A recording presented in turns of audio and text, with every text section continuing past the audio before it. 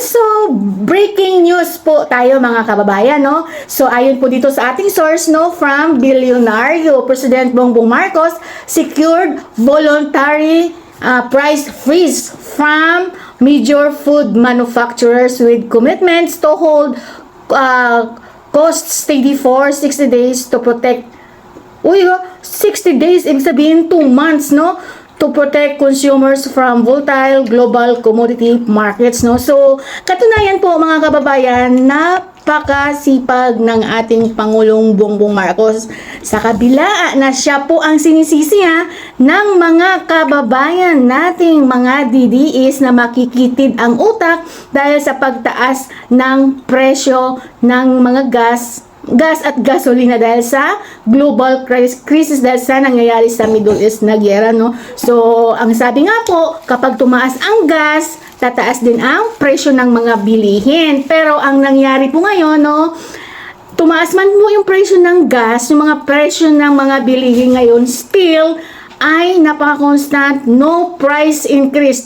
Yan ang utos ng ating Pangulong Bongbong Marcos. So, ganon po ang malasakit ni Pangulong Bongbong Marcos sa mga kababayan natin dito sa bansa. Dahil nga po, ayaw ng Pangulo na mahirapan at mapahirapan pa tayong mga mamamayang Pilipino, no? So, hindi lang po mga magsasaka at mga drivers po ang binibigyan ng ayuda.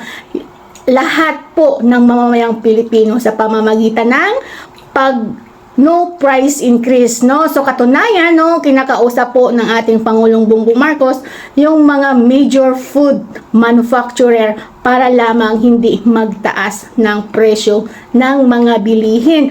And meron na din libreng sakay. Yan ang inilunsad ng ating Pangulong Bongbong Marcos para sa mga hindi nakakaalam. And by next week, no, by March 23, if I don't know, merong 50% discount sa mga tren, LRT and MRT. No, so yun po ang ginagawa ng ating Pangulong Bongbong Marcos na binabatikos ng mga DDEs na wala daw ginagawa. Walang action, no? So, yan po tayong mga DDEs. Dapat ang sisihin ninyo ang mga Duterte. Bakit nila ipinagkanulo ang West Philippine Sea sa China?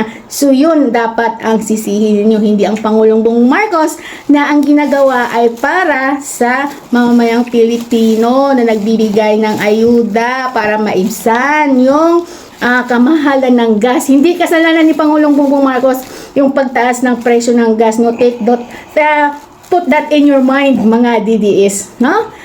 Also, only 20 pesos na bigas, no? So, sa mga hindi po nakakaalam, punta lamang po kayo sa inyong mga Kadiwa store na malapit sa inyong lugar.